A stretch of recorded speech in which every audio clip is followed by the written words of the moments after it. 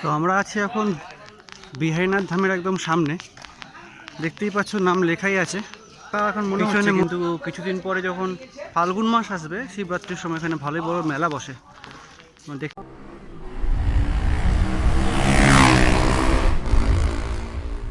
তো বন্ধুরা, বহুদিন পর আর একটা ভিডিও আপলোড করছি আমার চ্যানেলে। গত 1.5 মাসে আমি একটা ভিডিও আপলোড করতে পারিনি। তো আজকে তোমরা ভিডিও থাম্বনেল দেখে বুঝতেই পারছো আমি আছি আজকে বিহারীনাথ পাহাড়ের কাছে। তো পাহাড়টা কতটা দেখা যাচ্ছে বোঝা যাচ্ছে না খুব বেশি একটা। তো একদম পাহাড়ের নিচে আছি, সামনেই পাহাড়ের মন্দির। তো মন্দিরে গিয়ে আবার ভিডিও করছি যতটা পারা যায়। আমি এখন সামনে এসেছি, এখন 11টা বাজে, দেখছি ভালোই লোক এসছে আজকে। তো বাকিটা তোমরা দেখতেই পাবে ভিডিওটা পুরোটা, বেশি একটা দেখানোর কিছু নেই। এখানে কয়েকটা জায়গা আছে, কয়েকটা পুকুর টুকুর আছে, আর এদিকে বিহারীনাথ বাবার মন্দির আছে, আর পাহাড় তো আছেই। আর সেরকম খুব বেশি জিনিস কিছু নেই।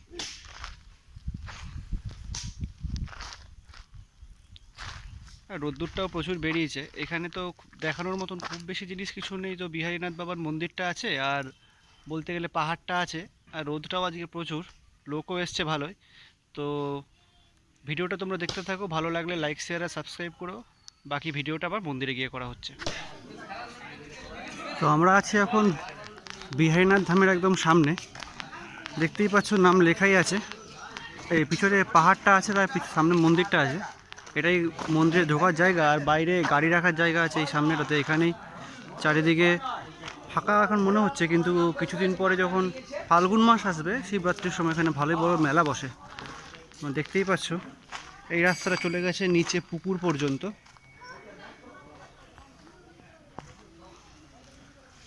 মন্দিরটা লোকমুখে এটা 100 বছরের তৈরি হয়েছে। দেখো মন্দিরটা তোমাদের দেখাচ্ছি আমি।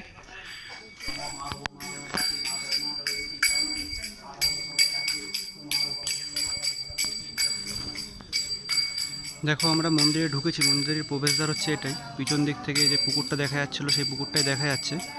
তো মন্দিরে ঢুকেই ফার্স্টে তোমরা প্রাঙ্গণটা দেখতে পারবে, সামনেই বাবার মন্দিরটা, মেন মন্দির এটা। আর আশেপাশে অনেক মন্দির আছে। পরিবেশটা খুবই সুন্দর, খুবই নিস্তব্ধ, শান্তির পরিবেশ। এই সামনেই আছে বিষ্ণু মন্দির আর রাধাকৃষ্ণ মন্দির। এখানে রাধাকৃষ্ণ পুজো চলছে এখন। কতটা দেখা যাচ্ছে বোঝা যাচ্ছে না। দেখো এখানে পুজো চলছে এখন, পুরোহিত মশাই পুজো দিচ্ছে। আর আশেপাশে অনেক এরকম মন্দির আছে, তোমরা প্রত্যেকটা মন্দিরই দেখতে পারো। খুব একটা বেশি দেখার জিনিস এখানে নেই। বিহারীনাথ পাহাড়টা কিন্তু এর পিছনেই পুরো, তোমরা হয়তো ছবিতে দেখতে পাচ্ছ। দেখো এই যে দেখা যাচ্ছে পিছনেই বিহারীনাথ পাহাড়টা।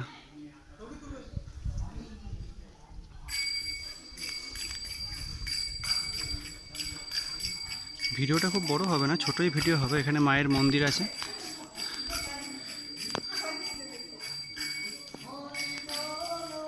এরকম পুরো চত্বর জুড়ে প্রচুর মন্দির আছে। দেখো প্রত্যেকটা জায়গায় একটা করে মন্দির আছে। এখানে অনেক লোক ঘুরতেও এসছে।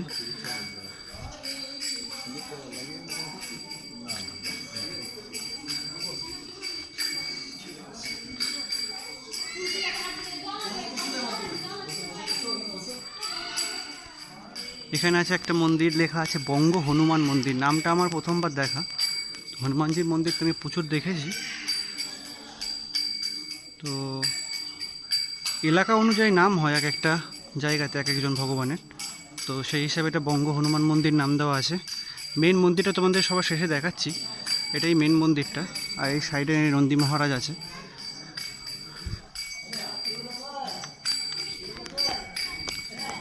বাকি তোমরা দেখতেই পাচ্ছ পুরো মন্দির চত্বরটা ঢালাই করা আছে, নিচটা পরিষ্কার একদম। পর্যটকরা এসেছে অনেক দেখার জন্য। শান্ত পরিবেশ।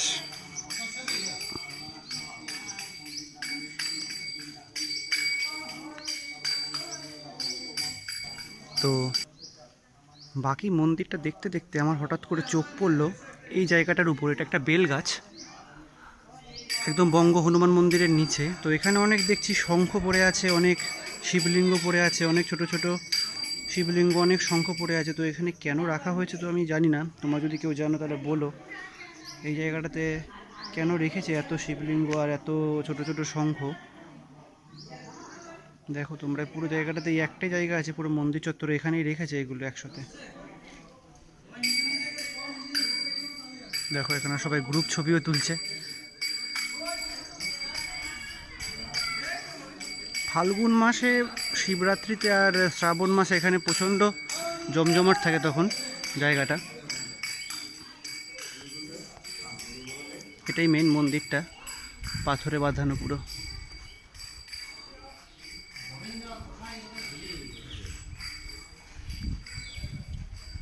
অনেক বড় এরিয়া নিয়ে তৈরি করা। এই বাবার নামেই বিহারীনাথ পাহাড়টাও হয়েছে। তো তোমরা দেখো পাহাড়টা কিন্তু জাস্ট এই সাইডটাতেই আছে, এই জঙ্গলটা পেরোলেই পাহাড়টা।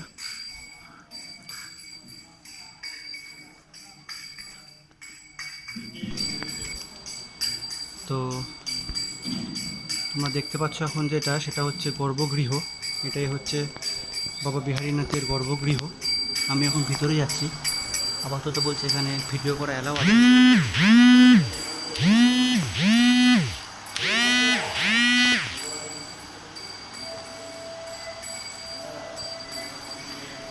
ভগবান শিব এখানে স্বয়ংভূ, ইনি হচ্ছে বিহারীনাথ। নন্দী মহারাজ সামনে, মায়ের মূর্তিও আছে সামনে, তোমরা দেখতে পাচ্ছ। এটাই হচ্ছে সেই গর্ভগৃহ। কত সুন্দর চারিদিকে চিত্রিত করা আছে।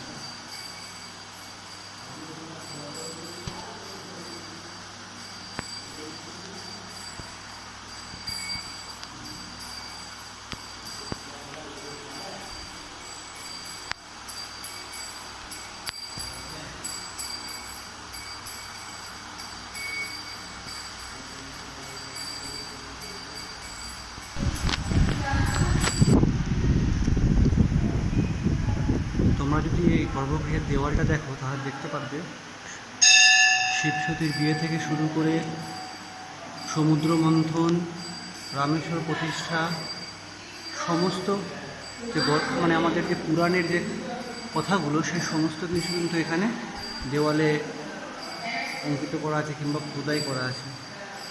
ইতিহাস দেওয়ালে খোদাই করা আছে এখানে।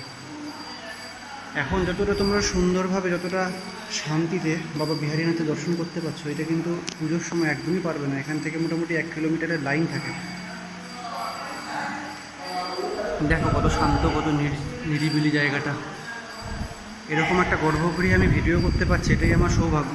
সব জায়গাতে এরকম কোনো করার অধিকারই দেয় না অনেকে, এখানে দিয়েছে, সেটা আমারই সৌভাগ্য। তো যাই হোক, গর্ভগৃহ এটাই। তো আমি এখন বেরোচ্ছি বাইরে। দেখো চারদিকে পরিক্রম করার জন্য একটা জায়গা করে দিয়েছে এখানে। যেহেতু শিবলিঙ্গের গোটা পরিক্রম করতে নেই, তো তোমরা দরজা থেকে শুরু করে ওই পাশে সামনে এগিয়ে দিয়ে দরজা পর্যন্ত যাবে, আবার ব্যাক করে চলে আসবে এখানে। দেখো এটা যে পিছন দিকটা দেখিয়েছিলাম তোমাদের, সেই পেছনটা এটা মন্দিরের।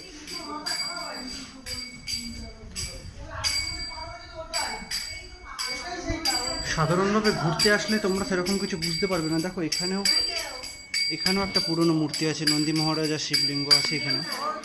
কতদিন আগেকার এটা বলা মুশকিল।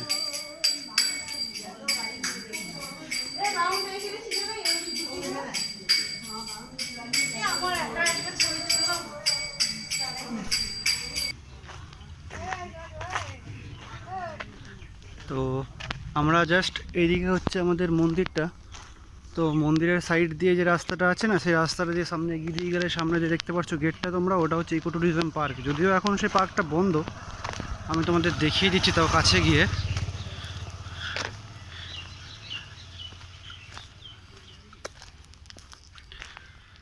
প্রচণ্ড গরম, রোদ্দুরের যা অবস্থা। পার্কটা যদি খোলা থাকতো, ভিতরে ঢুকে একটু দেখাতাম। এখানে দেখার এই একটা জায়গা, মন্দির ছাড়াও পার্কটা অনেকটা পাহাড়ের মধ্যে গেছে, তো সেই জন্য এখানে অনেকে দেখতে আসে। তো দেখো পার্কটা কিন্তু এখন বন্ধ আছে।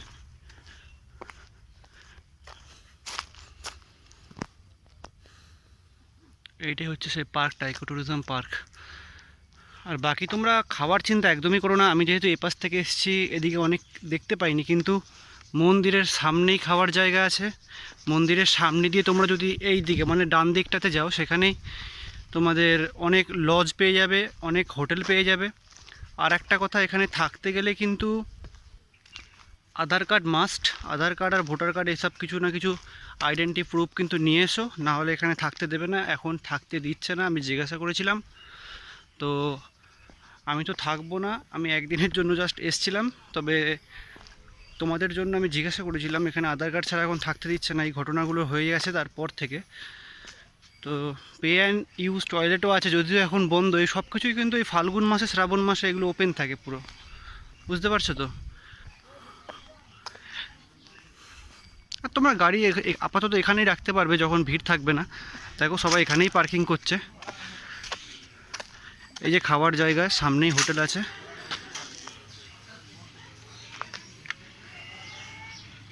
পুরো এরিয়াটাই কিন্তু পাহাড়ের কোলে, জাস্ট এই পাহাড়টা উপর থেকে একটু দেখা যাচ্ছে। পাহাড়ে উঠিনি এবারে আমি, তো পুরো এরিয়াটাই পাহাড়ের কোলে আছে।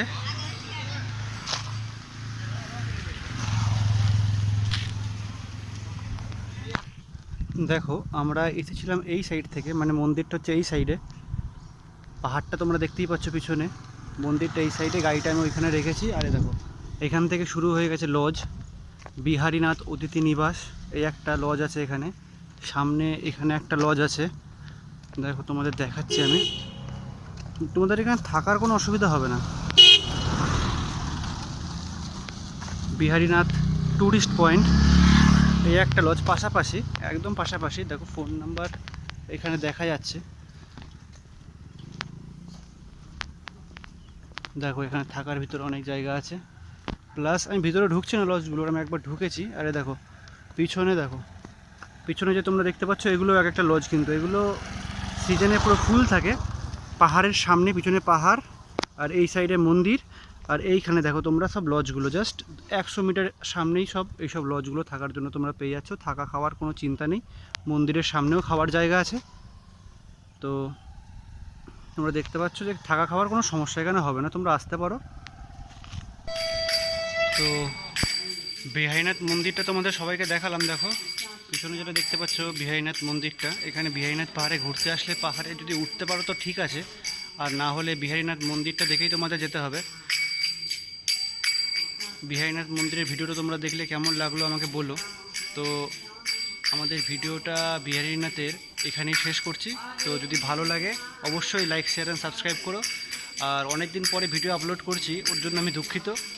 তো দেখে নাও তোমরা পুরো ভিডিওটা কেমন লেগেছে বল। সেরকম কিছু দেখার কিছু নেই, ভিডিওটা খুব একটা বেশি বড় হবে না। আর আশেপাশে তোমরা দেখতে পারো একদম সামনেই খাওয়ার জায়গা আছে, একদম মন্দিরের সামনে থাকার জায়গা আছে। আসা যাওয়ারও কোনো অসুবিধা নেই। রানীগঞ্জ থেকে তোমরা বাসে করে আসতে পারবে। প্লাস আমাদের দুর্গাপুর থেকে অনেক বাস দেখলাম এদিকে আসে। শুধু ভিতরের এরিয়াটা, তোমাকে লোকালিটি যে এরিয়াটা আছে সেটাকে টোটো কিংবা অটো করে আসতে হবে। আর আসা যাওয়ার খুব একটা অসুবিধা হবে না। তো ঠিক আছে, আজকের ভিডিও আমি এখানেই শেষ করছি। তো তোমাদের ভালো লাগলে অবশ্যই লাইক, শেয়ার অ্যান্ড সাবস্ক্রাইব করো।